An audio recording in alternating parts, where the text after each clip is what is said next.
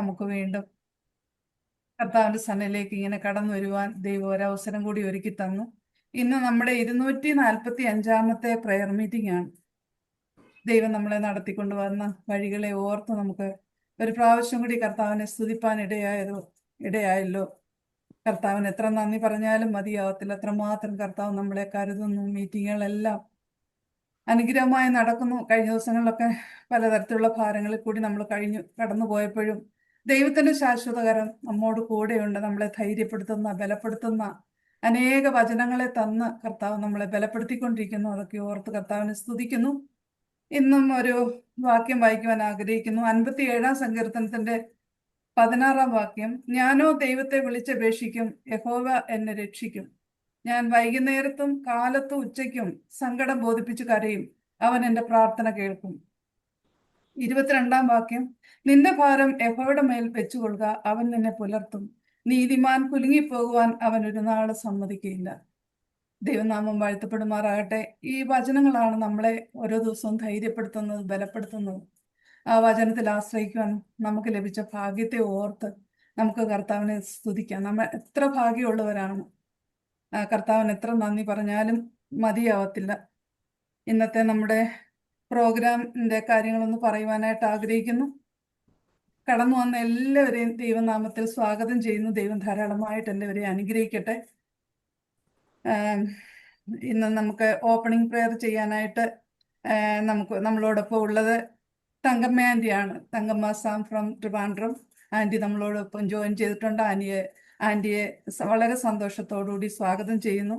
പാട്ട് പാടാനായിട്ട് നമുക്ക് ലഭിച്ചിരിക്കുന്നത് ചെന്നൈയിൽ നിന്നും റൂബിൾ ജോബിയാണ്.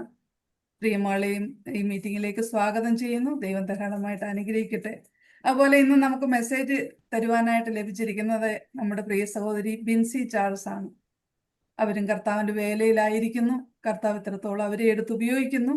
പ്രിയദാസിയിൽ നിന്നും അനുഗ്രഹിക്കപ്പെട്ട വചനങ്ങളെ കേൾക്കുവാൻ നമുക്ക് പ്രാർത്ഥനയോടുകൂടി ആയിരിക്കാം.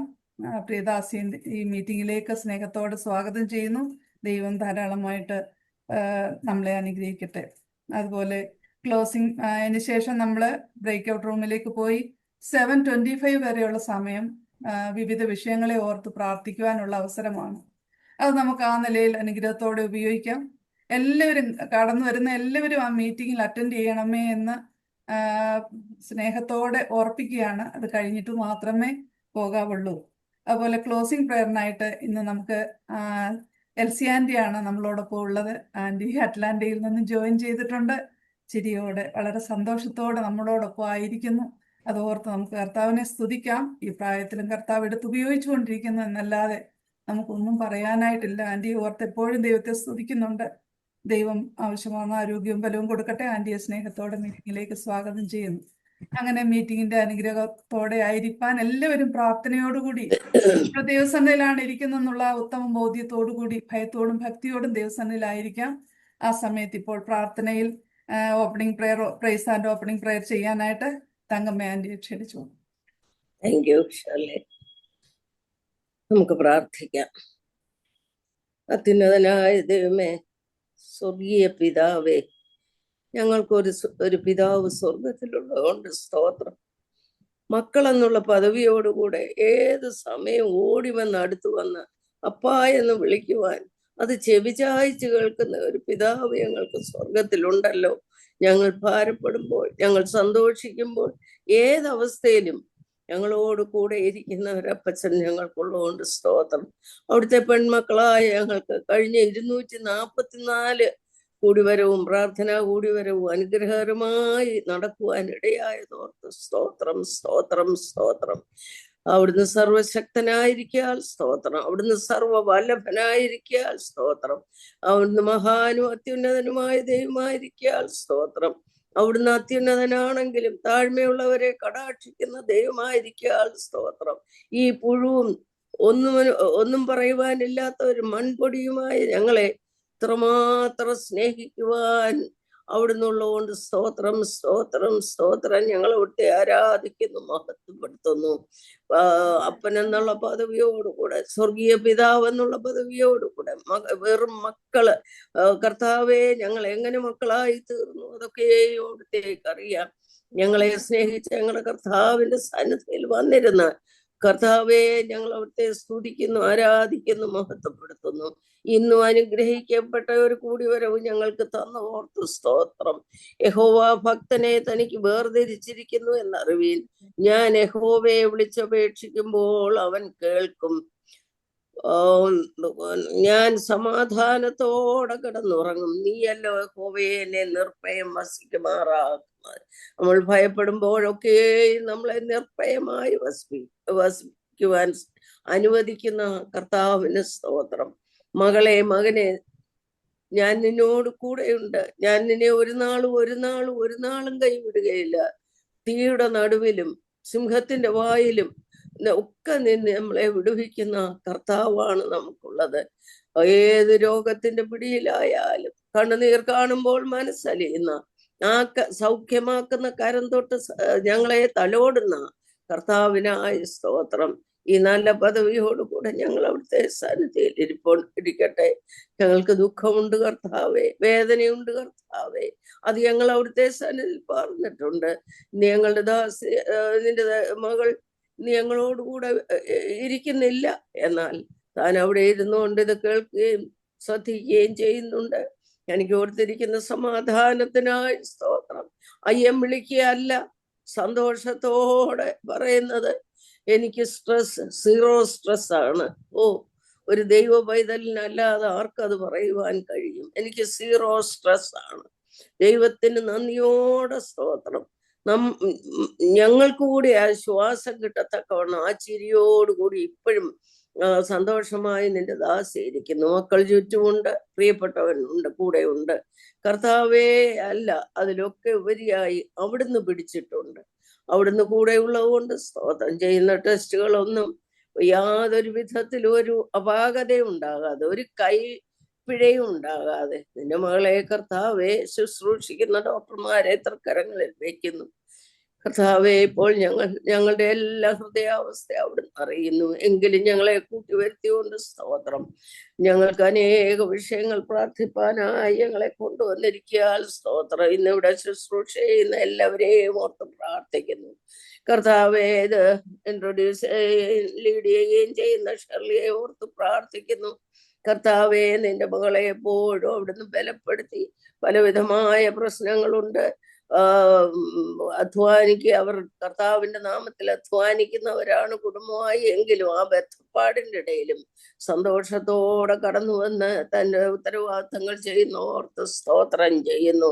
കർത്താവെ, പാട്ടുപാടുന്ന റൂബിലിനെ ഓർത്ത് പ്രാർത്ഥിക്കുന്നു. പ്രിയമകളും പലവിധമായ ബന്ധപ്പാടിലൊക്കെയാണ് എങ്കിലും കർത്താവെ, അവിടെയും തന്നെ ഡാഡിയുടെ അസുഖത്തോടൊക്കെ ഉള്ള ബന്ധത്തിലൊക്കെ ആണെങ്കിലും കർത്താവെ, വന്ന് തനിക്ക് കൊടുത്തിരിക്കുന്ന ആ പാട്ട് പാടുവാനുള്ള കഴിവുകൾ, ആ ശബ്ദ സ്വാതന്ത്ര്യം, അത് കർത്താവിന്റെ നാമത്തിന് വേണ്ടി ഉപയോഗിക്കുന്നു. ആ പാട്ട് കേട്ട് ഞങ്ങൾക്കും അവിടുത്തെ സ്തുതിപ്പാനിടയാക്കണമേ. ഇന്നത്തെ മീറ്റിങ്ങിന് അത് ഏറ്റവും അനുഗ്രഹകരമായി തീരുവാനിടയാക്കണം.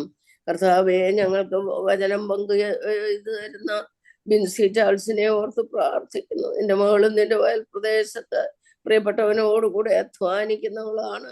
വളരെ ബന്ധപ്പാടുകളുണ്ട്.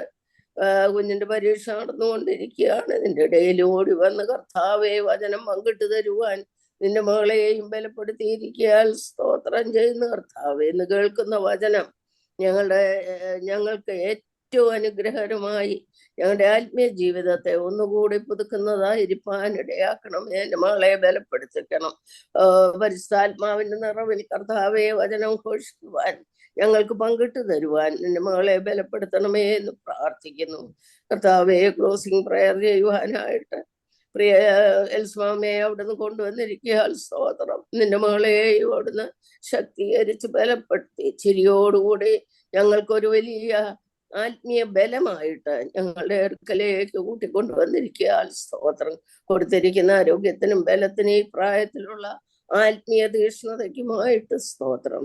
കർത്താവെ, പിന്നെ ഞങ്ങള് ബ്രേക്ക് ഔട്ട് റൂമിലേക്ക് പോകുമ്പോഴും അത് ലീഡ് ചെയ്യുവാനും കർത്താവെ ഗ്രൂപ്പായിട്ട് തിരിഞ്ഞു പോകുമ്പോൾ പ്രയർ മാറ്റേഴ്സൊക്കെ ഷെയർ ചെയ്ത് തരുവാൻ, അല്ലെങ്കിൽ കോമൺ ആയിട്ട് പ്രാർത്ഥിക്കുമ്പോൾ കർത്താവെ അതും പ്രയോജനകരമായി അനേക വിഷയങ്ങൾ ഞങ്ങൾക്ക് ഓർത്ത് പ്രാർത്ഥിപ്പാൻ കൃപ ചെയ്യണമേ എന്ന് പ്രാർത്ഥിക്കുന്നു. സ്വർഗത്തിലെ ദൈവമേ, ഞങ്ങളുടെ അപേക്ഷകൾ ശ്രദ്ധയോടെ കേൾക്കുന്ന ദൈവം ഞങ്ങൾക്ക് ഉത്തരം അരുളി തരുന്നു എന്നോർത്ത് ഞങ്ങൾ കർത്താവെ സന്തോഷത്തോടെ തിരുസന്നിധിയിലിരിക്കുന്നു. ഇന്ന് ഇവിടെ തല ഉണക്കിയിരിക്കുന്ന എല്ലാവരെയും ഓർത്ത് പ്രാർത്ഥിക്കുന്നു. ഇനിയും കടന്നു വരുവാനുള്ളവരെയും കൂട്ടി വരുത്തണം. ഞങ്ങൾക്കൊരു ടെക്നിക്കൽ ഇഷ്യൂ ഉണ്ടാകല്ലേ കർത്താവെ. ഇതിന്റെ പിറകിൽ പ്രവർത്തിക്കുന്ന എല്ലാവരെയും ഓർത്ത് പ്രാർത്ഥിക്കുന്നു. കർത്താവിന് സ്തോത്രം. ഉണ്ടാളിയും പ്രിയപ്പെട്ടവനുമായിട്ട് ദുബായിലേക്ക് പോയിരിക്കുകയാണ്. പോയതിന്റെ ഉദ്ദേശമൊക്കെ അവിടുന്ന് അറിയുന്നു. പ്രിയപ്പെട്ടവള് ഇതെല്ലാം ചെയ്തിട്ടാണ് പോയിരിക്കുന്നത്. അതോർത്ത സ്തോത്രം. ഇങ്ങനെ അതിയോടെന്തോ അവിടുന്ന് കൂടെ ഇരിക്കണമേ.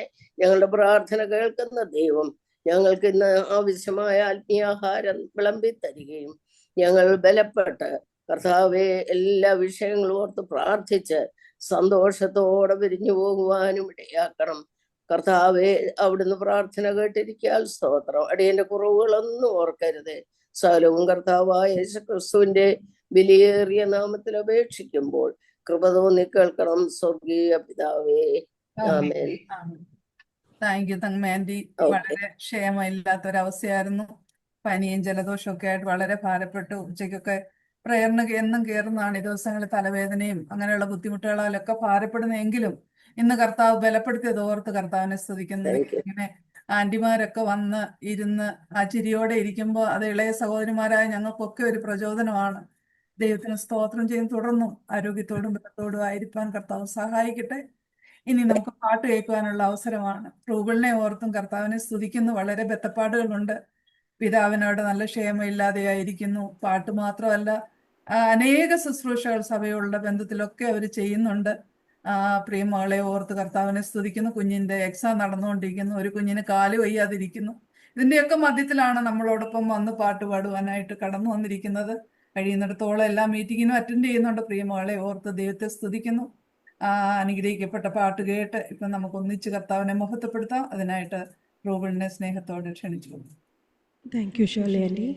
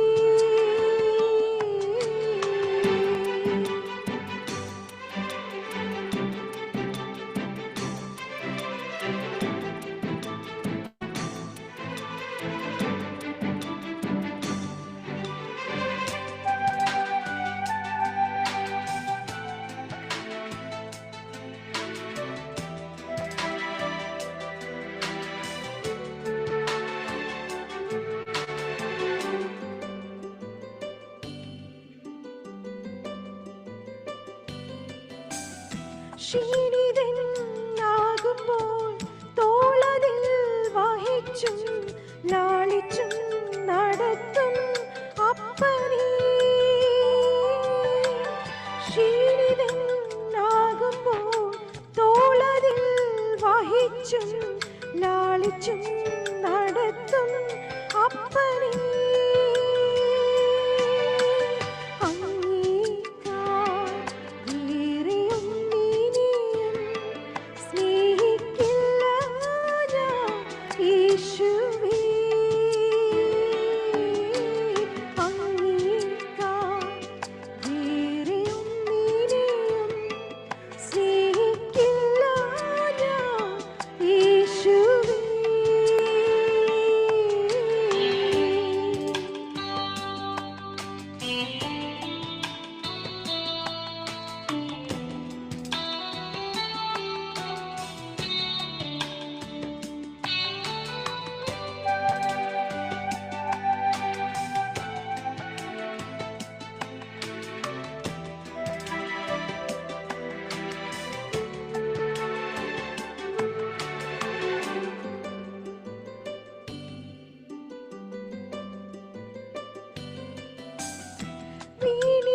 വീണിടാതെന്നെയും തേജസ്സിൻ മുൻപതിൽ ധൈര്യമായി നിർത്തിടും നാഥനേ. വീണിടാതെന്നെയും തേജസ്സിൻ മുൻപതിൽ ധൈര്യമായി നിർത്തിടും അപ്പനേ. അങ്ങേക്കാൾ വേറെയൊന്നിനെയും സ്നേഹിക്കില്ല ഞാൻ യേശുവേ.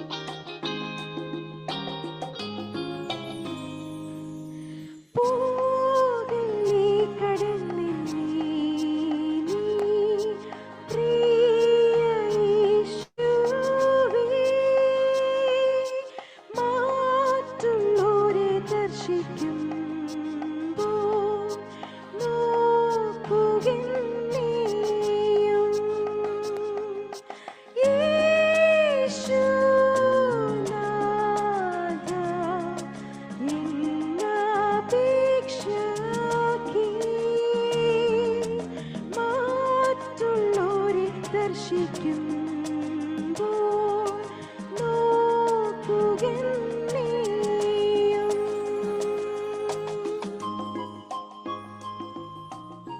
Praise the Lord. Thank you so much Rubel. ഇത്രയും നേരം ഇരുന്നത് എവിടെയാണെന്ന് പോലും അറിയത്തില്ലായിരുന്നു. അതുപോലത്തെ രണ്ട് പാട്ടുകളാണ് നമുക്ക് കേൾക്കുവാനിടയായത്. ദൈവത്തെക്കാട്ടിൽ കൂടുതൽ മറ്റൊന്നിനെ സ്നേഹിക്കരുതെന്ന് ആ പാട്ടിൽ കൂടി നമ്മളെ ഒരു പ്രാവശ്യം കൂടി ഓർപ്പിച്ചു. കർത്താവിനെ കൂടാതെ കർത്താവിനെ ഒഴിച്ചു മറ്റൊന്നിനും അധിക സ്ഥാനം നമ്മൾ കൊടുക്കരുത്. ആ ദൈവത്തിന് ഒന്നാം സ്ഥാനം കൊടുത്തുകൊണ്ട് മുമ്പോട്ട് ജീവിപ്പാൻ കർത്താവ് നമ്മളെ എല്ലാവരെയും സഹായിക്കട്ടെ. അതുപോലെ നമ്മളെ കടന്നു പോകാത്തൊരു കർത്താവ്, നമ്മുടെ ഏതവസ്ഥയിലും നമ്മളോട് കൂടെ ഇരിക്കുന്ന കർത്താവ്. നമ്മളെ ഒരിക്കലും അവൻ കടന്നു പോകുന്ന ദൈവമല്ല. തന്നെ വിളിച്ചപേക്ഷിക്കുന്ന ഏവർക്കും അവൻ സമീപസ്ഥനാണെന്ന് നമ്മൾ തിരുവനന്തപുരം വായിക്കുന്നു. ആ കർത്താവ് നമ്മോട് കൂടെയുണ്ട്. ഷീബ ആൻറ്റി ഒടുവിലത്തെ പാട്ടിൽ ഇതെന്റെ ഫേവറേറ്റ് സോങ് ആണെന്നൊക്കെ ഇട്ടിട്ടുണ്ടായിരുന്നു. നമ്മോട് കൂടെയുണ്ട്. പിന്നെ ഇറങ്ങിയിട്ടുണ്ട്. ആൻറ്റി ഓർത്ത് പ്രത്യേകം നമ്മൾ പ്രാർത്ഥിച്ചുകൊണ്ടിരിക്കുന്നു. തുടർന്ന് എല്ലാവരും പ്രാർത്ഥിക്കുക. ഇനി ഭജന ശുശ്രൂഷയ്ക്കായിട്ടുള്ള സമയമാണ്. ബിൻസിയെ ഓർത്ത് കർത്താവിനെ സ്തുതിക്കുന്നു.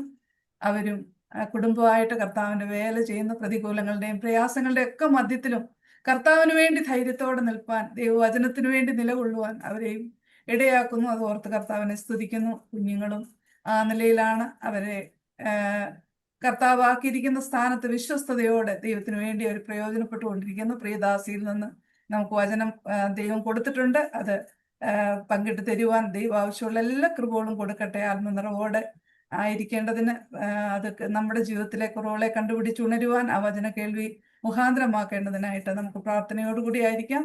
പ്രിയ ബിൻസി ചാൾസിനെ അതിനായിട്ട് ക്ഷണിച്ചു കൊണ്ടു. Thank you aunty. റൂബിളിനെ ഓർത്ത് ദൈവത്തെ മഹത്വപ്പെടുത്തുന്നു. എന്താ പറയേണ്ടെന്ന് അറിയത്തില്ല. എല്ലാവരും ആസ്വദിച്ചതുപോലെ, അത് അനുഭവിച്ചതുപോലെ ഞാനും അങ്ങനെ തന്നെയായി. എല്ലാ മഹത്വവും നമ്മുടെ ദൈവത്തിന് അർപ്പിക്കാം. ദൈവസന്നിധിയിൽ 245 പ്രെയർ മീറ്റിംഗിലേക്ക് നമ്മെ കൂട്ടിവരുത്തിയത് ആ ദൈവത്തിന്റെ ദയൊന്ന് മാത്രമാണ്. നാം ഇന്നായിരിക്കുന്ന ഓരോ അവസ്ഥയും അതെന്താണെന്ന് ദൈവം മാത്രം അറിയുന്നു, അല്ലേ? അത് എന്തു തന്നെ ആയാലും അത് ദൈവത്തിന്റെ ഒരു ദയയാ. ചിലപ്പോൾ കിടക്കയിലായിരിക്കാം, പക്ഷെ അത് ദൈവത്തിന്റെ ദയയാണ്. ആ കിടക്കയിൽ ഒരു സൗഖ്യം കിട്ടേണ്ടതിനാണ്. അതിലും അപ്പുറം നമുക്ക് സംഭവിക്കാമായിരുന്നു പലതും. പക്ഷേ ദൈവത്തിന്റെ ദയ, യഹോവ നല്ലവനല്ലോ, അവന്റെ ദയ എന്നേക്കുമുള്ളത്. ഇന്ന് നാം കൂടി വന്നിരിക്കുന്നതിന്റെ മുഖ്യ വിഷയം എന്ന് പറഞ്ഞിരിക്കുന്നത് ദൈവസന്നിധിയിൽ നമ്മുടെ ഹൃദയങ്ങളെ പകരുക എന്നുള്ളതാണല്ലോ. എന്നിരുന്നാൽ കൂടിയും ദൈവത്തെ അങ്ങനെ തന്നെ വരച്ചു കാണിച്ചിരിക്കുന്നത് നമ്മുടെ വേദപുസ്തകത്തിൽ നിന്നാണ്. അതുകൊണ്ട് വേദപുസ്തകം മാറ്റി വെച്ചിട്ട് ഒരു ശുശ്രൂഷയും നമ്മുടെ ഇടയിൽ ഇല്ല, അല്ലേ? അപ്പോ ആ ഒരു കാര്യത്തിന്മേൽ വേദപുസ്തകത്തിൽ നിന്നും ചില ആലോചനകൾ പങ്കുവെക്കാമെന്നാണ് ദൈവകൃപയിൽ ആശ്രയിച്ച് ആഗ്രഹിക്കുന്നത്. എല്ലാ ആന്റിമാരുടെയും മുഖം കാണുമ്പോൾ അല്പം ഒരു എന്താ പറയുന്നേ, ഞാനൊരു നിങ്ങളെക്കാൾ ഒരുപാട് ചെറുതായതുകൊണ്ട് നിങ്ങളുടെയൊക്കെ മുന്നിൽ ഇരുന്ന് വചനം ശുശ്രൂഷിക്കുമ്പോൾ അതിൻ്റെതായിട്ടുള്ള ഒരു ഇതുണ്ട്. എന്നാലും ആന്റിമാരുടെ പ്രാർത്ഥനയുടെ പിൻബലം എനിക്കുള്ളതോർത്ത് ഞാൻ ദൈവത്തെ മഹത്വപ്പെടുത്തുന്നു.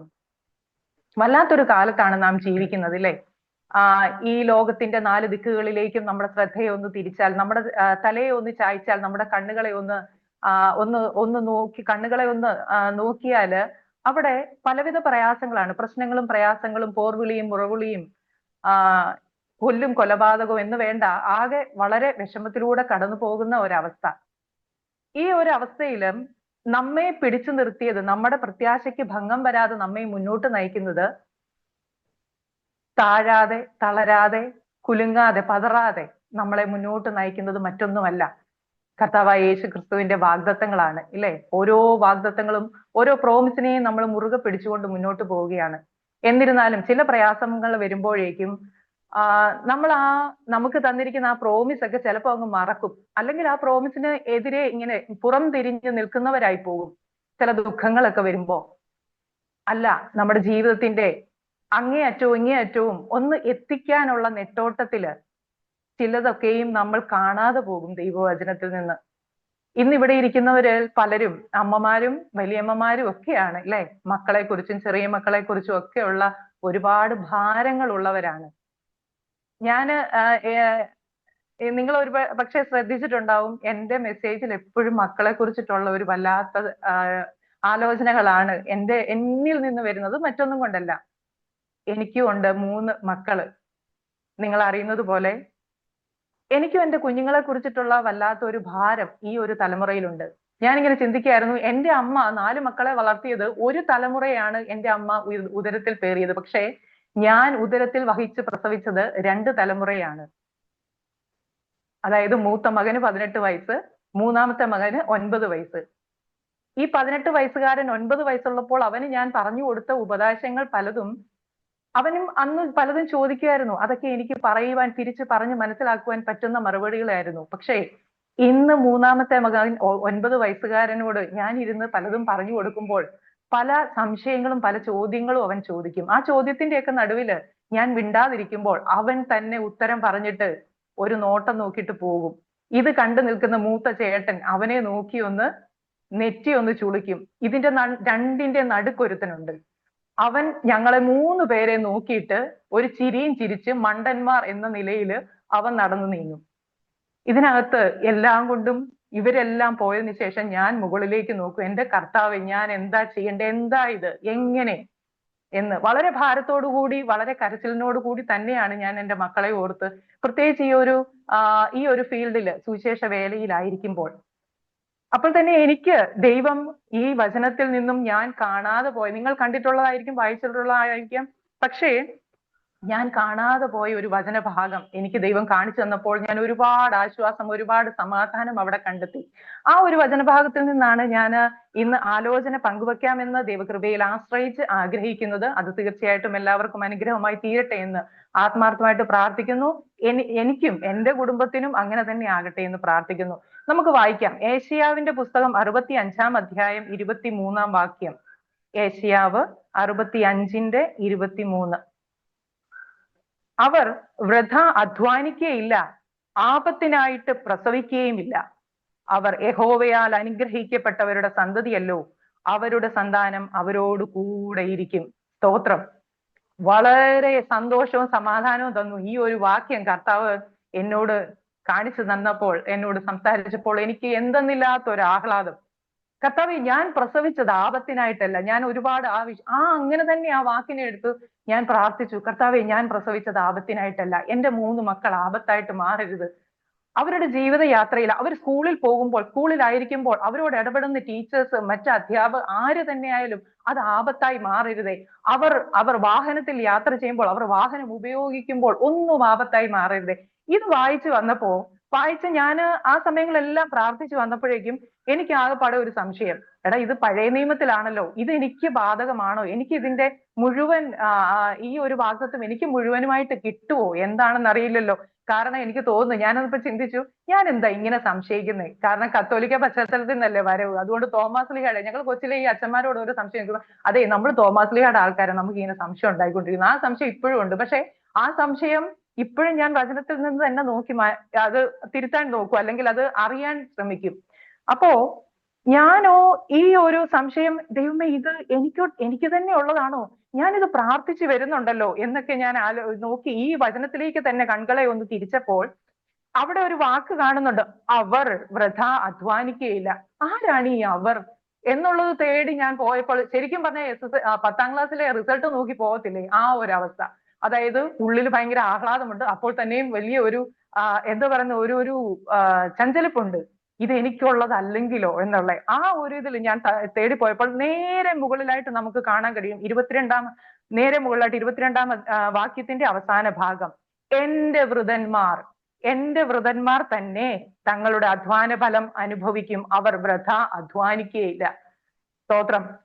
പ്രിയ സഹോദരിമാരെ, ഒരുപാട്. അപ്പൊ ഞാൻ ഓർത്ത്, ഈ വൃതന്മാർ ആരാണ്? അതൊന്നും അറിയണമല്ലോ. വൃതന്മാർ എന്ന വാക്കിന്റെ അർത്ഥം നാം ഇങ്ങനെയാണ് വായിക്കുന്നത്: ദൈവത്താൽ തെരഞ്ഞെടുക്കപ്പെട്ടവർ, അല്ലെങ്കിൽ നിത്യജീവനായി നിയമിക്കപ്പെട്ടവർ. ആരാണ് നിത്യജീവനായി നിയമിക്കപ്പെട്ടവർ? ആർക്കാണ് നിത്യജീവൻ കിട്ടിയത്? അവിടെ നിയമനം ലഭിച്ച, അവിടെ അപ്പോയിന്റ്മെന്റ്, ആ നിത്യജീവിതത്തിലേക്കുള്ള അപ്പോയിന്റ്മെന്റ് ലഭിച്ചിരിക്കുന്ന ആർക്കാണ്? വേറെ ആർക്കും അല്ല, നമുക്കില്ലേ? എത്രയോ സന്തോഷമുള്ള ഒരു വാക്കാ. അപ്പൊ ഞാൻ കർത്താവിനെ ഒന്നും കൂടെ സ്തുതിച്ചു. കർത്താവേ, അങ്ങ് എന്നെ ജീവിതത്തിലേക്ക് പ്രവേശിപ്പിച്ചല്ലോ. അപ്പോൾ എനിക്ക് ഉദരത്തിൽ തന്നത് അങ്ങാണ് മക്കളെ. ഈ നിത്യജീവനിലേക്ക് നമ്മെ പ്രവേശിപ്പിച്ചതിന് കർത്താവ് അനുഭവിച്ച വ്യഥ എത്രമാത്രമാണെന്ന് നമുക്ക് ഓരോരുത്തർക്കും അറിയാമില്ലേ? അതിനെക്കുറിച്ച് ഒന്ന് ചിന്തിച്ചാൽ കണ്ണുകൾ ഒന്ന് നനയാതിരിക്കുമോ?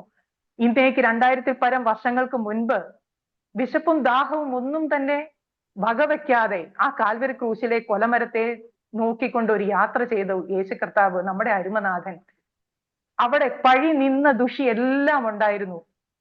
മുഖത്ത് തുപ്പി, മുഖത്ത് അവർ വടികൊണ്ടടിച്ചു എന്നെഴുതിയിരിക്കുന്നു. പ്രിയ സഹോദരിമാരെ, ഇതൊക്കെയും സഹിച്ചപ്പോഴും ഈ അരുമനാഥൻ മറിച്ച് ഒന്നും തന്നെ പറഞ്ഞില്ല. പിന്നെയും വീണും എഴുന്നേറ്റും തന്നേക്കാൾ ഭാരമുള്ള മരക്കുരിശും ചുമലിൽ ഏറ്റിക്കൊണ്ട് നടന്നു നീങ്ങുമ്പോഴും മറുത്തൊന്നും പറയാതെ ഒരാളല്ല എന്ന് തോന്നുമാറ് ആ മരക്കുരിശിൽ തൂങ്ങപ്പെട്ട് കിടക്കുന്ന ഒരു ശരീരം. ആ ശരീരത്തിന്റെ അവസാന ശ്വാസവും സംസാരിച്ചു 7 മൊഴികൾ. അതിലെ ആദ്യത്തെ മൊഴി, ദൈവമേ, ഇവർ ചെയ്യുന്നത് എന്തെന്നറിയുകയാൽ ഇവരോട് ക്ഷമിക്കണമേ. പ്രിയ സഹോദരിമാരെ, ഈ വചന ശുശ്രൂഷ കേൾക്കുന്ന ആരെങ്കിലും കർത്താവിനെ സ്വന്തം രക്ഷകനും കർത്താവുമായിട്ട് സ്വീകരിച്ചില്ലെങ്കിൽ അവരോട് ഞാൻ പറയട്ടെ, ഈ അവസാനത്തെ ഇത്രയും കഷ്ടത്തിലൂടെ കടന്നുപോയി അവസാനത്തെ ശ്വാസത്തിൽ പറഞ്ഞ ആ വാക്ക് താങ്കൾക്ക് വേണ്ടിയുള്ളതായിരുന്നു, താങ്കളെ നോക്കിക്കൊണ്ടായിരുന്നു. ഇവൾ ചെയ്യുന്നത് എന്താണെന്ന് ഇവൾ അറിയുന്നില്ല, കർത്താവെ അങ്ങ് ക്ഷമിക്കണമേ എന്നുള്ളത്. ആ കർത്താവിന്റെ അരികിലേക്ക് വന്ന് കർത്താവിനോട്, അപ്പാ, ഞാൻ പാപിയാണ്, എന്റെ പാപത്തിന് വേണ്ടിയാണ് അങ്ങ് കാൽവരി ക്രൂശിൽ മരിച്ചുയർത്തെഴുന്നേറ്റ് ഇന്നും ജീവിക്കുന്നത് എന്ന് ഞാൻ വിശ്വസിക്കുന്നു. അങ്ങയുടെ മകളായി തീരുവാൻ എനിക്ക് ആഗ്രഹമുണ്ട് എന്നുള്ള ഒരു ആഗ്രഹത്തെ ഹൃദയം കൊണ്ട് വിശ്വസിച്ച് നിങ്ങൾ ഏറ്റു പറയുന്നുവെങ്കിൽ നിങ്ങൾ ദൈവ പൈതലായി തീരും. ദൈവ പൈതലായി തീരുന്നുവെങ്കിൽ ഈ ഒരു വാഗ്ദത്തങ്ങൾ, ഈ വചനത്തിലെ വാഗ്ദത്തങ്ങൾ ഓരോന്നും നിങ്ങൾക്ക് നിറവേറുവാനായിട്ട്, നിങ്ങളുടെ ജീവിതത്തിൽ അനുഭവിക്കാനായിട്ട് സാധിക്കും. നിങ്ങളുടെ മക്കൾ ഇന്ന് ദൂരത്താകുന്നുവെങ്കിൽ, നിങ്ങളുടെ അരികിൽ നിന്നും നിങ്ങളെ വിഷമിപ്പിച്ചുകൊണ്ട് ദൂരത്താകുന്നുവെങ്കിൽ നിങ്ങളോട് കൂടെ ഇരുത്തും കർത്താവ് എന്നുള്ളതാണ്. സ്തോത്രം. തിരിച്ച് നമുക്ക് വചനത്തിലേക്ക് വരാം. നാമും ഈ ഒരു ഭാഗം ഇതിനകത്ത് ചിന്തിക്കുമ്പോഴേക്കും അവിടെ 2 കാര്യങ്ങളാണ്. വൃഥ അധ്വാനിക്കുകയില്ല, ആപത്തിനായിട്ട് പ്രസവിക്കുകയുമില്ല. ഈ ഒരു അധ്വാനവും പ്രസവവും നമുക്കുള്ളതായില്ലേ, വേറെ ആർക്കും അല്ല. അധ്വാനിക്കുന്നുണ്ട് നമ്മൾ, നമ്മുടെ സഹോദരന്മാരെക്കാൾ കൂടുതലായിട്ട് അധ്വാനിക്കുന്നുണ്ട്. അപ്പൊ തന്നെയും ഈ ഒരു പ്രസവം എന്നുള്ളത് നമ്മൾ സഹോദരിമാർക്ക് മാത്രമുള്ളതാണ്. അപ്പൊ ഈ വാഗ്ദത്തം നമുക്ക് സഹോദരിമാർക്ക് മാത്രമായിട്ടുള്ളതാണ്. അവിടെ ആപത്തിനായിട്ട് പ്രസവിക്കുകയുമില്ല. ആപത്തിനായിട്ട് നമ്മുടെ മക്കൾ ആപത്തായിട്ട് തീരാതിരിക്കേണ്ടതിന് ഒരു അധ്വാനം അവിടെയുണ്ട്. അതാണ് മുകളിൽ പറയുന്നത്, അവർ വൃഥ അധ്വാനിക്കുന്നില്ല, അവരുടെ അധ്വാനം വെറുതെയാകുന്നില്ല. പ്രിയ സഹോദരിമാരെ, ഞാനൊന്ന് ചോദിച്ചോട്ടെ, ഞാൻ എന്നോട് തന്നെ ചോദിച്ചതാണ് ഇതെല്ലാം. എന്നോട് എന്റെ ജീവിതത്തിൽ പ്രവൃത്തി പദത്തിൽ എത്തിക്കേണ്ടവ എനിക്കത് അനുഗ്രഹമാകുന്നു എന്ന് കണ്ടപ്പോൾ ഞാൻ ഷെയർ ചെയ്യുന്നത് മാത്രമേ ഉള്ളൂ കേട്ടോ. ഇപ്പോഴും ഞാൻ പറയുന്നുണ്ട്, ഞാൻ എല്ലാം കൊണ്ടും എന്റെ മക്കളെ എന്നും വളർത്തി എല്ലാം കൊണ്ടും ഞാൻ അങ്ങ് എല്ലാം തികഞ്ഞിട്ടല്ല പറയുന്നത്. അങ്ങനെ ആരും ചിന്തിക്കരുത്. കുറവോടുകൂടിയാണ്, കുറ്റങ്ങളോടുകൂടിയാണ് ഞാൻ വചനം പങ്കുവെക്കുന്നത്. നമ്മളുടെ മക്കളുടെ ജീവിതത്തില് നമ്മുടെ അധ്വാനം എങ്ങനെയാണ്? പ്രാർത്ഥിക്കുന്നവരാണോ നാം? നമ്മുടെ മക്കളെ ഓർത്ത് ആത്മീയ വിഷയങ്ങളില് ഇന്ന് എന്നോട് ചോദിച്ചാലും, ബിൻസി എന്താ പ്രാർത്ഥന വിഷയം? ഞാൻ ആദ്യം പറയും, അയ്യോ, എന്റെ ആൻഡ്രൂവിന് പരീക്ഷ നടക്കുക, ബോർഡ് എക്സാം, അവനൊന്നും പഠിക്കുന്നില്ല, ആകെ അത് ഇതെന്നൊക്കെ പറഞ്ഞ് നമ്മൾ പോകും. ആദ്യം നമ്മളതാ. പക്ഷെ നമ്മുടെ ജീവിതത്തില് നമ്മുടെ അധ്വാനം, നമ്മുടെ മക്കൾ ആപത്തായിട്ട് മാറാതിരിക്കേണ്ടതിന് നമ്മുടെ അധ്വാനം ആദ്യം വേണ്ടത് അവരുടെ ആത്മീയമായ വിഷയത്തിലായിരിക്കണം. അവർ ആത്മീയമായി സമ്പന്നരായിരിക്കണം എന്നുള്ള ആ ഒരു പ്രാർത്ഥനയാണ് നമ്മുടെ അധ്വാനത്തിൽ ആദ്യം വേണ്ടത്. അതാണല്ലോ പ്രോവേർബ്സ് പറയുന്നത്, അമ്മയുടെ ഉപദേശം ഉപേക്ഷിക്കരുത്. നമ്മുടെ കയ്യിൽ എന്തെങ്കിലും ഉണ്ടാകണം, ഇല്ലേ, ഉപേക്ഷിക്കാൻ, ആ ഡസ്റ്റ്ബിനിൽ ഇടാനായിട്ട് അല്ലെങ്കിൽ അവിടെ ഇടാനായിട്ട് എന്തെങ്കിലും ഉണ്ടെങ്കിലാണ് അത് അവരുടെ കുഞ്ഞുങ്ങളുടെ ഹൃദയത്തില്, കുഞ്ഞുങ്ങളുടെ ജീവിതത്തില് ഉപദേശത്തെ കൊടുക്കുവാനായിട്ട് നമ്മൾ പ്രാപ്തരായിരിക്കണം. ഇന്ന് അവർക്ക് ഉപേക്ഷിക്കുവാനായിട്ട് ഉപദേശങ്ങൾ ഒന്നും കൊടുക്കുന്നില്ലെങ്കിലോ? അതുപോലെ തന്നെ എപ്പോഴും ഞാൻ ഓർക്കും, നമ്മുടെ കുഞ്ഞുങ്ങളൊക്കെയും നമ്മുടെ ക്രിസ്ത്യൻ ഫാമിലിയിൽ ജനിച്ചത് കൊണ്ടിട്ട് ഒരു യഥാർത്ഥമായ രക്ഷയുടെ അനുഭവത്തിലേക്ക് വരുവാനായിട്ട് നമ്മൾ പ്രാർത്ഥിക്കുന്നുണ്ടോ?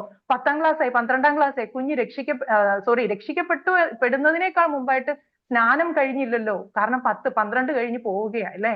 അതുകൊണ്ട് പക്ഷെ അവരുടെ രക്ഷയെക്കുറിച്ചിട്ട് അവരുടെ ചെറിയ പ്രായം തുടങ്ങി, കർത്താവെ രക്ഷിക്കപ്പെടണം, യഥാർത്ഥമായ രക്ഷ, അവരുടെ ബുദ്ധി കൊണ്ടുള്ള ഏറ്റുപറച്ചിലല്ല, അവരുടെ ഹൃദയം കൊണ്ടിട്ടുള്ള അവരുടെ ആ ഒരു ഹൃദയം കൊണ്ട് അങ്ങയെ രുചിച്ചറിഞ്ഞിട്ട് പാപബോധമുണ്ടായി മാനസാന്തരപ്പെട്ടിട്ട് അങ്ങയെ ഏറ്റു പറയണമെന്നുള്ള ആ ഒരു കാര്യം. എന്റെ സമയം ഒരുപാട് മുന്നോട്ട് ഒത്തിരി എനിക്ക് പറയാനുണ്ട് ഈ ഒരു വിഷയത്തിൽ സത്യം പറയാം. അപ്പോ അങ്ങനെ ആത്മീയമായി സമ്പന്നരായി ആകാൻ വേണ്ടിയിട്ട് നമ്മൾ പ്രാർത്ഥിക്കണം. ഇങ്ങനെ ആത്മീയമായി സമ്പന്നയാക്കിയിട്ട് ഒരു ചെറുപ്പക്കാരനെ പണ്ട് കർത്താവിന്റെ വേലയ്ക്ക് അയച്ചു. ഈ ചെറുപ്പക്കാരൻ വന്നപ്പോഴേക്കും ഒരു ശ്രേഷ്ഠ ദാസൻ ഇവനെ നോക്കിയിട്ട് അമ്പട ഇവൻ കൊള്ളാമല്ലോ, ഇവനെ കണ്ട് അങ്ങ് അത്ഭുതപ്പെട്ടു പോയി. ഇവന്റെ വിശ്വാസം കണ്ട് അത്ഭുതപ്പെട്ടു പോയി. ആ കണ്ണുകൾ, ആ ശ്രേഷ്ഠദാസന്റെ കണ്ണുകൾ ഒന്ന് പരതി. ആരാണ് ചെന്നെത്തിയത്? 2 സ്ത്രീ രത്നങ്ങളിലേക്കാണ്. അവരെ വെറും സഹോദരിമാരെന്ന് പറയാൻ പറ്റുമോ? 2 സ്ത്രീ രത്നങ്ങളിലേക്ക്, അമ്മയും വലിയമ്മയും. അവിടെ തിമോത്തിയോസ്, അവന്റെ നിർവ്യാജ വിശ്വാസത്തെ കണ്ടിട്ട്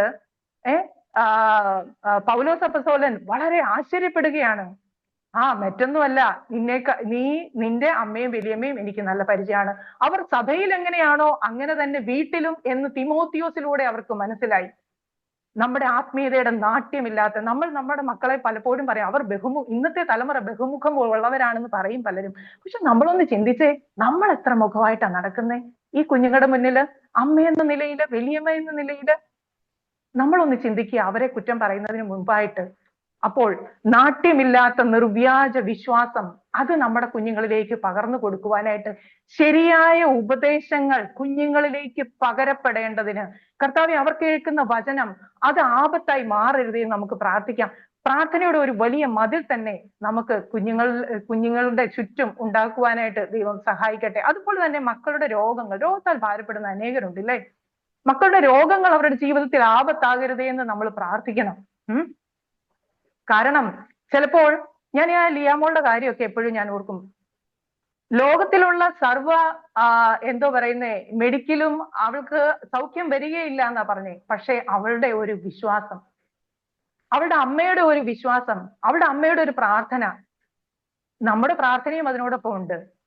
അതാണ് രോഗക്കിടക്കയിൽ കിടക്കുമ്പോഴും അവിടെ നിന്നും എല്ലാവരും നമ്മളെ നിനക്കിന് സൗഖ്യം നിനക്കില്ലെന്ന് പറയുമ്പോഴും നമ്മുടെ മക്കളെ കുറിച്ചിട്ടുള്ള നമ്മുടെ പ്രാർത്ഥന, അതുപോലെ തന്നെ മറ്റുള്ളവരുടെ രോഗങ്ങൾ, പ്രയാസങ്ങൾ, ദുഃഖങ്ങളൊക്കെ കേൾക്കുമ്പോൾ നമ്മുടെ ആ ഒരു മെന്റാലിറ്റി എന്താ? നമ്മൾ പുറമേ കാണിക്കുന്നതാണോ മനസ്സിൽ? അതായത് നെഹമ്യാവ് ചോദിച്ചറിഞ്ഞു അവിടെ എന്താണ്. ചോദിച്ചത് കേട്ടപ്പോൾ നെഹമ്യാവിന് വലിയ വിഷമം ഉണ്ടായി അല്ലെ? അവർ വളരെ മഹാകഷ്ടത്തിലാണ് എന്ന് കേട്ടപ്പോൾ വലിയ വിഷമം ഉണ്ടായി. അതോർത്ത് രാവും പകലും വളരെ വ്യസനത്തോടുകൂടി ഉപവസിച്ചും പ്രാർത്ഥിച്ചും. ഇന്ന് ഉപവാസമൊക്കെ ഉപവാസം ഇന്നല്ല, പണ്ടേ നമ്മൾ ബന്ധുക്കോസുകാർക്ക് എഴുതി കൊടുത്തിരിക്കാന്ന് തോന്നുന്നു. പക്ഷേ ആ ഉപവാസത്തിന്റെയും പ്രാർത്ഥനയുടെയൊക്കെ ഒരു അനുഗ്രഹം അത് ചെയ്യുന്നവർക്കറിയാം അല്ലെ? അങ്ങനെ ഉപവസിച്ചും പ്രാർത്ഥിച്ചും കൊണ്ട് മുന്നോട്ട് പോയ നെഹമ്യാവിന്റെ ആ ഒരു പുസ്തകത്തിൽ നമ്മളിങ്ങനെ കാണുന്നുണ്ട്, കുറച്ച് കാലം പ്രാർത്ഥിച്ചു എന്ന്. പക്ഷെ റിസൾട്ട് വന്നപ്പോഴോ ദിവസം അവിടെ എഴുതിയിരിക്കുന്ന 52 ദിവസം മതിൽ പണിത് തീർന്നു. ചിലപ്പോൾ നമ്മുടെ ജീവിതത്തിൽ ചില വിഷയങ്ങളിൽ കുറച്ച് കാലം എടുത്തെന്ന് വരാം. നമ്മുടെ മക്കളെ കുറിച്ചിട്ടുള്ള ഭാരങ്ങൾ കുറച്ച് കാലം എടുത്തിട്ട് വരാം. പക്ഷേ ദൈവത്തിന്റെ സമയത്ത് ചെയ്യുന്നത് ദിവസങ്ങളിലായിരിക്കും. നമുക്ക് തോന്നാം ഒത്തിരി കാലമായെന്ന്. അതുപോലെ തന്നെ നമ്മുടെ മക്കളുടെ വിദ്യാഭ്യാസം, നമ്മുടെ മക്കൾക്ക് ഇന്ന് ഏറ്റവും നല്ല സ്കൂളിൽ ഏറ്റവും നല്ല വിദ്യാഭ്യാസം കൊടുക്കണം. അവർ ക്ലാസ്സിൽ ഫസ്റ്റ് ആകണം, സ്കൂളിൽ ഫസ്റ്റ് ആകണം, പിന്നീട് അവരുടെ കലാലയം മുന്നോട്ടുള്ള നല്ല കലാലയങ്ങളാവണം, അവരുടെ വിദ്യാഭ്യാസം, അവരുടെ ജോലി എല്ലാം ഉന്നതിയിലായിരിക്കണം എന്ന് ആഗ്രഹിക്കുകയും പ്രാർത്ഥിക്കുകയും ചെയ്യുന്നവരാണ് നമ്മൾ. പക്ഷേ നമ്മൾ ഒന്ന് ചിന്തിച്ചോ, അഗ്രഗണ്യന്മാരാണ് നമ്മുടെ പിള്ളേര്. ശ്രദ്ധിച്ചോ, ഓരോ എൻട്രൻസിന്റെയും എക്സാമിന്റെ റിസൾട്ട് വരുമ്പോഴത്തേക്കും ഈ ന്യൂസ് പേപ്പർ പരിശോധിച്ചാൽ അറിയാം 99.9 പിന്നെ കുറച്ച് ഫോൺ നമ്പർ പോലെയാണ് കൊടുക്കുന്നത്. കാരണം ഈ കുഞ്ഞുങ്ങളെ വാല്യൂ ചെയ്ത ആ ഒരു ടീച്ചേഴ്സിന് ഇവരെ ആരെയും അങ്ങോട്ടും ഇങ്ങോട്ടും മാറ്റി നിർത്താൻ പറ്റുന്നില്ല. അതുപോലെ 100-നോട് അടുത്ത് നിൽക്കുന്ന പിള്ളേര് നമ്മുടെ കുഞ്ഞുങ്ങളും അങ്ങനെയൊക്കെയാ അല്ലേ? പക്ഷേ ഇവരുടെ വിദ്യാഭ്യാസം, കലാലയ പുസ്തകം കൊടുത്ത ജ്ഞാനം അവരെ ദൈവസന്നിധിയിൽ നിൽക്കുമ്പോൾ ഇന്ന് മൂഢ എന്ന് വിളിക്കുന്നത് പോലെ ആക്കി തീർത്തു. ശ്രദ്ധിച്ചിട്ടുണ്ടോ? നമ്മുടെ കുഞ്ഞുങ്ങളിലേക്ക് ഒന്ന് ഇറങ്ങിച്ചെല്ല്, അവരോടൊന്ന് സംസാരിച്ച്. അവർ പറയും ഫിസിക്സും മാത്സും ഒക്കെ അഗ്രഗണ്യന്മാരായ പിള്ളേർ, മറ്റു വിഷയങ്ങളിലൊക്കെയും മറ്റ് സോഷ്യൽ മീഡിയയിലെല്ലാം അവരൊരു ദൈവം ഉണ്ട് എന്ന് അടിച്ച് ഒന്ന് ഗൂഗിളിനോടൊന്ന് ചോദിച്ചാൽ ദൈവമില്ല എന്ന് 10 എണ്ണം ഇങ്ങോട്ട് അവര് തരും ഗൂഗിള്. അതാണ് നമ്മുടെ മക്കൾ.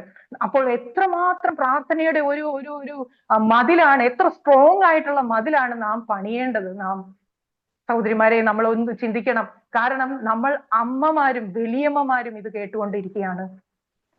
കൊച്ചുമക്കളെ ഓർത്ത് നമുക്കറിയാം കർത്താവിന്റെ വരവ് ഏറ്റവും അടുത്തിരിക്കുന്നു. അതുപോലെ തന്നെ കർത്താവിന്റെ വരവ് എപ്പോഴാണ് നമുക്കറിയില്ല. നമ്മുടെ ജീവിതം എത്രമാത്രം എന്നറിയില്ല.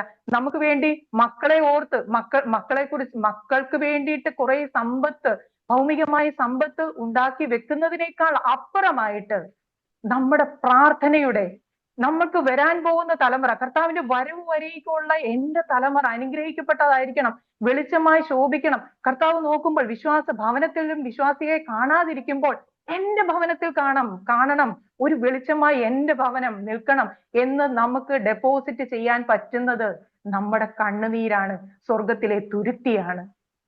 ഞാൻ ഒരു ആന്റിയായിട്ട് സംസാരിച്ചപ്പോൾ ആന്റി എന്നോട് പറഞ്ഞു, മോളെ, സ്വർഗത്തിൽ ഒരു തുരുത്തി ഉണ്ടെങ്കിൽ അവിടെ ഏറ്റവും വലിയ തുരുത്തി എന്റെതാ. സത്യത്തിൽ അത് കേട്ടപ്പോ ഒത്തിരി സങ്കടം വന്നു. ഞാൻ എന്നെ കുറിച്ച് ഓർത്തിട്ട്, വിശ്വാസ ജീവിതത്തിൽ ഇത്രയായി, മകന് 18 വയസ്സായി. എന്റെ തുരുത്തി, സ്വർഗത്തിലെ തുരുത്തിയിലേക്ക് ഞാൻ തന്നെ എന്റെ ആത്മകണ്ണാലൊന്ന് നോക്കിയാൽ അങ്ങ് കുനിഞ്ഞു നോക്കണമെന്ന് തോന്നുന്നു. നമ്മളൊന്ന് ചിന്തിക്കുക, നമ്മള് അവർക്ക് വേണ്ടി, നമ്മുടെ മക്കൾക്ക് വേണ്ടി, നമ്മുടെ വരുവാനുള്ള കൊച്ചുമക്കൾക്ക് വേണ്ടി നമുക്ക് ഡെപ്പോസിറ്റ് ചെയ്യാനുള്ളത് ആ സ്വർഗത്തിലെ തുരുത്തിയാണ്.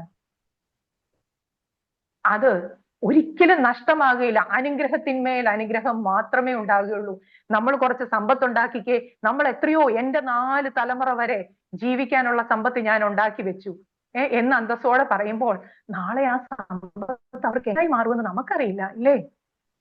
പക്ഷെ സമ്പത്ത് കൊടുക്കുന്നെങ്കിൽ കൊടുക്കട്ടെ, പക്ഷെ അവിടെയും ദൈവനാമ മഹത്വത്തിനായിട്ട് വിനിയോഗിക്കണമെന്ന് ആ ഒരു കർത്താവെ, അങ്ങ് അവരെ ദരിദ്രരാക്കരുത്, എന്നാൽ സമ്പന്നരാക്കരുത്. അഥവാ സമ്പന്നരാക്കുന്നെങ്കിൽ ആക്കിക്കോ, പക്ഷേ അത് ദൈവനാമ മഹത്വത്തിനായിട്ട് മാത്രം. കുഞ്ഞുങ്ങൾ അത് ജ്ഞാനത്തോടെ, പരിജ്ഞാനത്തോടെ, പരമൻ കൊടുക്കുന്ന ജ്ഞാനത്തോടുകൂടി അത് ചെയ്തു തീർപ്പാനായിട്ട് അവരെ ഓർത്ത് നമ്മൾ ഒരുപാട് പ്രാർത്ഥിക്കേണ്ടതായിട്ടുണ്ട്.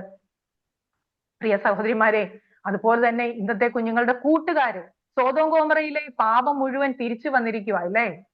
ആണും പെണ്ണും എന്ന് വേണ്ട, വിവാഹം വേണ്ട, ലിവിങ് ടുഗദർ അറിയില്ല എന്തൊക്കെയാണ്, കുടുംബജീവിതത്തോട് അവർക്ക് താല്പര്യമില്ല. അവരുടെ കൂട്ടുകെട്ട്, ആ കൂട്ടുകാർ അവർക്ക് ആപത്തായി മാറരുതേ എന്ന് നമ്മൾ പ്രാർത്ഥിക്കണം. കർത്താവെ, ഞാൻ പ്രസവിച്ച എന്റെ മക്കൾ, അവർക്ക് അവരുടെ കൂട്ടുകെട്ട് അവരറിയുന്നില്ല. ഇന്നത്തെ കുഞ്ഞുങ്ങൾ, നമ്മളെല്ലാം നല്ല ഉപദേശങ്ങൾ കൊടുത്തു പോയിട്ടും ചില കുഞ്ഞുങ്ങൾ തെറ്റിപ്പോകുന്നുണ്ട്. അങ്ങനെ ഭാരപ്പെടുന്ന ഒരുപാട് അമ്മമാരുണ്ട്. അവരോട് ഞാൻ ഒരു വാക്ക് പറയട്ടെ, നമ്മൾ കൊടുത്ത ഉപദേശം, നമ്മുടെ അധ്വാനം അത് വൃഥാവാവുകയില്ല. നിങ്ങളുടെ കണ്ണുനീരിനെ കാണുന്ന ഒരു ദൈവമുണ്ട്. തിരികെ വരും നിന്റെ മകനായാലും മകളായാലും, അതിൽ യാതൊരു സംശയമില്ല. അതോർത്ത് ഭാരപ്പെട്ട് മടുത്തു പോകരുത് എന്ന് മാത്രമേ പറയുന്നുള്ളൂ. നമ്മൾ പ്രാർത്ഥനയിൽ നമ്മൾ ഉറ്റിരിക്കണം, നമ്മൾ ഇടപെടാതെ പ്രാർത്ഥിച്ചുകൊണ്ടിരിക്കണം, മടുക്കാതെ പ്രാർത്ഥിച്ചുകൊണ്ടിരിക്കണം. നമ്മുടെ അധ്വാനം വീറോടെ പ്രാർത്ഥിച്ചുകൊണ്ടിരിക്കണം. അങ്ങനെ പ്രാർത്ഥിക്കുന്നുവെങ്കിൽ ആ മകനും തിരിച്ചു വരുവാനായിട്ട് മതിയായവനാണ്. നമ്മുടെ ദൈവം തിരിച്ചു കൊണ്ടുവരാൻ മതിയായവനാണ്. അതോർത്ത് ഭാരപ്പെടരുത് എന്നുള്ളതാണ് എനിക്ക് ഇതിന്റെ കൂടെ പറയുവാനുള്ളത്. നമ്മുടെ കുഞ്ഞുങ്ങളുടെ കൂട്ടുകാരെ നമ്മൾ എത്രയോ നല്ല കുഞ്ഞുങ്ങളായി പഠിപ്പിച്ചു വിട്ടാലും ചിലപ്പോൾ അവർ നമ്മുടെ ഇടയിൽ നിന്ന് ഒരു +2 കഴിഞ്ഞ് ഹോസ്റ്റലിലേക്ക് പോകുന്നു. അവരറിയാതെ അവരുടെ എന്തോ പറയുന്നേ, അവര് കുടിക്കുന്ന ജ്യൂസിലേക്ക് കലർക്കപ്പെടുന്ന ആ ഒരു കഞ്ചാവ് അല്ലെങ്കിൽ MDMA എന്തോ ആയിക്കോട്ടെ, അവരെ ലഹരിയിലേക്ക് കൊണ്ടുപോകുന്നു. അവരറിയുന്നില്ല. അപ്പോഴും നമ്മൾ മുദ്ര കുത്തു, ഇല്ലേ? നമ്മുടെ വിശ്വാസ ഭവനത്തിലാണെന്നുണ്ടെന്നുണ്ടെങ്കിൽ നെഹമ്യാവ് ഇത് ചോദിച്ചറിഞ്ഞപ്പോൾ നെഹമ്യാവിന് വലിയ സങ്കടമുണ്ടായി. നമ്മളും ചോദിച്ചറിയും.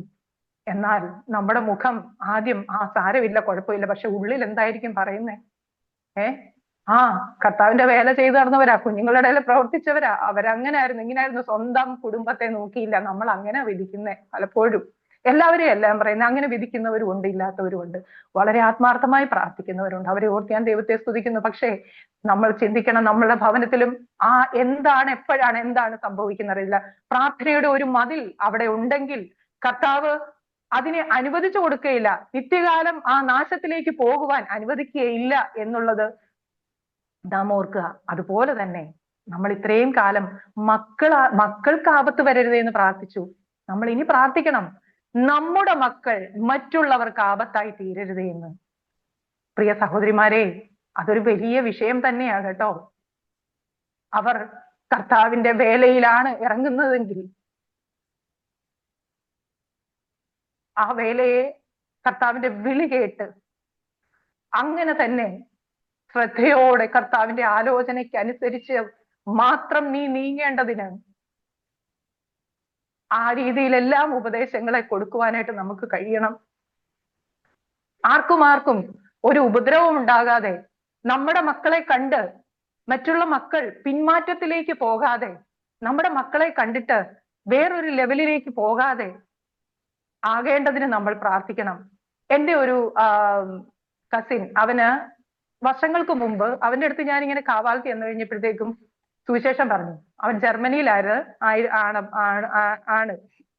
അപ്പൊ ഇവൻ ആൾക്കാരെ ബാലനും എല്ലാമായിട്ടിരിക്കുന്നു. ഇവനോട് ഞാൻ കിട്ടിയത്, ഇവൻ അവധിക്ക് വന്ന സമയത്ത് ഞാൻ സുവിശേഷം പറഞ്ഞപ്പോൾ വളരെ മിടുക്കനായിട്ട് ഇവൻ കേൾക്കുന്നുണ്ട്. അപ്പൊ ഞാൻ ഓർത്തു, ആഹാ, ഇവൻ ഏതാണ്ട് മാനസാന്തരപ്പെട്ടെന്ന് തോന്നുന്നു. കാരണം കേരളത്തിന് ഇന്ത്യക്ക് വെളിയിലൊക്കെ പോയതാണല്ലോ, ആരെയും സുവിശേഷമൊക്കെ പറഞ്ഞു കാണും, മിടുക്കനായിട്ട് മുഴുവൻ കേൾക്കുക. സാധാരണ കത്തോലിക്കർ ഇതൊന്നും ഇങ്ങനൊന്നും കേൾക്കാറില്ല. കേട്ടെല്ലാം കഴിഞ്ഞതിന് ശേഷം എന്റെ സംസാരം ഇവൻ നിശബ്ദനായി കേൾക്കുന്നു കണ്ടു കഴിഞ്ഞപ്പോഴേക്കും ഞാൻ മുഴുവൻ പറഞ്ഞ് ഞാനിങ്ങനെ ഇവന്റെ മുഖത്തേക്ക് നോക്കിയിരുന്നപ്പോഴേക്കും ഇവൻ പറയാൻ തുടങ്ങി തിരിച്ച്. ഇവൻ പറഞ്ഞു, ബിൻസി, എന്റെ കൂടെ ഒരു പയ്യൻ താമസിക്കുന്നുണ്ട്, അവനൊരു പാസ്റ്ററിന്റെ മോനാ. ഞാൻ ചെയ്യുന്ന നിങ്ങൾ പറയുന്ന അവിശ്വാസിയും വിശ്വാസിയും, ഞങ്ങൾ അവിശ്വാസികളായി ഞങ്ങൾ ചെയ്യുന്നതിനപ്പുറമായിട്ടുള്ള കാര്യങ്ങൾ ഇവൻ ഒരാഴ്ച മുഴുവൻ ചെയ്യും. ഇവൻ പലതും ചെയ്തപ്പോഴേക്കും ഇവനോട് ഞാൻ ചോദിച്ചാടാ, നിങ്ങൾ പെന്തക്കോസുകാരല്ലേ, നിങ്ങൾ പാസ്റ്ററിന്റെ മോനല്ലേ, നിങ്ങൾക്ക് ഇതൊക്കെ ചെയ്യാൻ പറ്റുമോ? അപ്പൊ അവൻ പറഞ്ഞ ഒരു മറുപടി എന്നെ വല്ലാതെ വായടപ്പിച്ചു പോയി.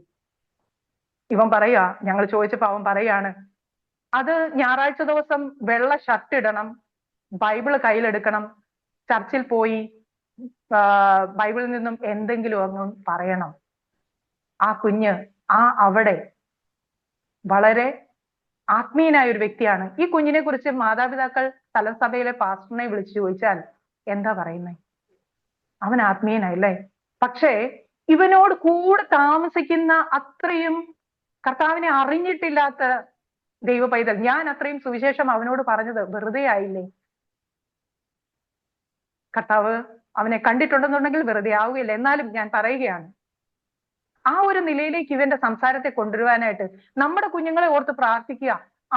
ഞാൻ പ്രസവിച്ച മക്കൾ ആപത്തിനായിട്ടല്ല, അതുപോലെ തന്നെ ഇവരും മറ്റുള്ളവർക്ക് ഒരു ആപത്തായി തീരരുതേ, എന്റെ സമയം കഴിഞ്ഞു, ആപത്തായി തീരരുതേ എന്ന് നാം ആത്മാർത്ഥമായിട്ട് പ്രാർത്ഥിക്കുക. പ്രിയ സഹോദരിമാരെ, മക്കൾ നമുക്ക് തന്ന കിരീടമായില്ലേ. സങ്കീർത്തനം 127:3 നാം വായിക്കുന്നുണ്ട്, ഉദരഫലം അവൻ തരുന്ന പ്രതിഫലം എന്തുവാ? കിരീടമാണ്. ഞാൻ എപ്പോഴും എന്റെ മക്കളോട് പറയും, മക്കളെ, നിങ്ങൾ ഞങ്ങളുടെ കിരീടമാ. അത് മുൾക്കിരീടമാക്കി മാറ്റരുത്, അതൊരു കല്ലുകൊണ്ടുള്ള ഒരു കിരീടമാക്കി മാറ്റരുത്. തിളങ്ങി വിളങ്ങി നിൽക്കണം, നമ്മളെ ഉയർത്തി കാണിക്കണം നമ്മുടെ മക്കള്. അതിന് നമുക്ക് തന്നിരിക്കുന്ന പ്രതിഫലം ആ കിരീടങ്ങളെ ആ നിലയിലേക്ക് വാർത്തെടുക്കുവാൻ നമ്മുടെ തലയിൽ ഒരു തിളങ്ങി വിളങ്ങുന്ന കിരീടം വെറുതെ അങ്ങ് ദൈവം തരികയില്ല, അല്ലേ? അതിനു പിന്നിൽ ഒരു അധ്വാനമുണ്ട്. അത് വൃഥാവല്ല എന്നാണ്, നമ്മൾ അധ്വാനിച്ചാൽ അത് വൃഥാവല്ല എന്നാണ് കർത്താവ് പറയുന്നത്. പ്രിയ സഹോദരിമാരെ, നമുക്ക് തന്നിരിക്കുന്ന ഈ വാഗ്ദത്തം, സഹോദരിമാരായി നമുക്ക് മാത്രം തന്നിരിക്കുന്ന ഈ വാഗ്ദത്തം മുറുകെ പിടിച്ചുകൊണ്ട് പ്രാർത്ഥനയുടെ ഒരു മതിൽ നമ്മുടെ പ്രാർത്ഥനയിൽ, ഇപ്പോൾ നമ്മൾ പ്രാർത്ഥിക്കാൻ കൂടി വന്നിരിക്കുകയാണ്. നമ്മുടെ തലമുറകളെ ഓർത്ത് അവർ സത്യത്തിന്റെ പാതയിൽ നടക്കണം. ഇനിയുള്ള കാലം വചനത്തെ അങ്ങനെ തന്നെ അത് ബെരോബയിലെ വിശ്വാസികളെ പോണക്ക് അത് അങ്ങനെ തന്നെയോ എന്ന് നോക്കുവാൻ തക്കവണ്ണം നമ്മുടെ മക്കളെ പ്രാപ്തരാക്കേണ്ടതിന് പ്രാർത്ഥനയുടെ വലിയൊരു പിൻബലം നമ്മൾ അവർക്ക് കൊടുക്കണം. ഒരു മതിൽ തന്നെ പണിയണം. ചിലപ്പോൾ ചില പിന്മാറ്റങ്ങൾ വന്നേക്കാം മക്കളുടെ ജീവിതത്തില്, പക്ഷെ പതറരുത്, നമ്മൾ കുലുങ്ങിപ്പോകരുത്. പ്രത്യാശയിൽ, ആ ഒരു ആശയിൽ തന്നെ നിന്നുകൊണ്ട് നമ്മുടെ മക്കളുടെ ജീവിതത്തില് നമ്മൾ ഒരു സാന്ത്വനമാകുവാനായിട്ട് ദൈവം സഹായിക്കട്ടെ എന്ന് ആത്മാർത്ഥമായിട്ട് ഞാൻ പ്രാർത്ഥിക്കുന്നു. ഈ ഒരു ശുശ്രൂഷയോർത്ത് പ്രാർത്ഥിച്ച എല്ലാ ആന്റിമാരോടും സഹോദരിമാരോടുള്ള നന്ദിയെ ഞാൻ അറിയിക്കുന്നു. ഇങ്ങനെ ഒരു അവസരം തന്ന stand up for the living ബ്രെഡിന്റെ എല്ലാ സഹോദരിമാർക്കും സ്നേഹവന്ദനം. ഷീബാന്റിയുടെ ഇനി വരാനുള്ള സർജറിയും ആപത്തിനായിട്ടല്ല. അവിടെ വലിയ ഒരു വിടുതൽ നമുക്ക് കാണുവാൻ സാധിക്കും നമ്മുടെ ആത്മാർത്ഥമായിട്ടുള്ള ആ ഒരു പ്രാർത്ഥനയിൽ. പക്ഷേ നെഹമ്യാവ് അവിടെ ഒരു കാര്യം പറയുന്നുണ്ട്, തിരിച്ചു വരുന്നുണ്ട്. നെഹമ്യാവ് പ്രവാസത്തിലായിരുന്ന നെഹമ്യാവ് പറയുന്നു, ദൈവമേ, ഞാൻ തെറ്റി, എന്റെ പിതാക്കന്മാർ തെറ്റി, ഞങ്ങൾ എല്ലാവരും തെറ്റി, ഞങ്ങളോട് ക്ഷമിക്കണം. അപ്പോൾ തന്നെയും താഴേക്ക് വായിക്കുമ്പോൾ നാം വായിക്കുന്നു, മോശയോട് അങ്ങ് ഇങ്ങനെ കൽപ്പിച്ചിട്ടില്ലേ, മോശയുടെ പ്രമാണങ്ങളെ ഞങ്ങൾ തെറ്റിച്ചുവെങ്കിലും ഞങ്ങൾ പിന്തിരിഞ്ഞു വന്നാൽ ഞങ്ങളെ അനുഗ്രഹിക്കുന്ന ദൈവം നമ്മളുടെ കുറവുകളെ, കുറ്റങ്ങളെ അതേപോലെ ദൈവസന്നിധിയിലേക്ക് പകരേണ്ടതിന് ഹൃദയത്തിലുള്ള ആ കല്ലിനെ ഒന്ന് ഉരുക്കി ഒരു ഒരു വെള്ളത്തിന്റെ ഒരു അവസ്ഥയിലേക്ക് കൊണ്ടുവരാനായിട്ട് ദൈവം നമ്മെ ഓരോരുത്തരെയും സഹായിക്കട്ടെ. ദൈവനാമം മാത്രം എന്നും എന്നേക്കും വാഴ്ത്തപ്പെടുമാറാകട്ടെ.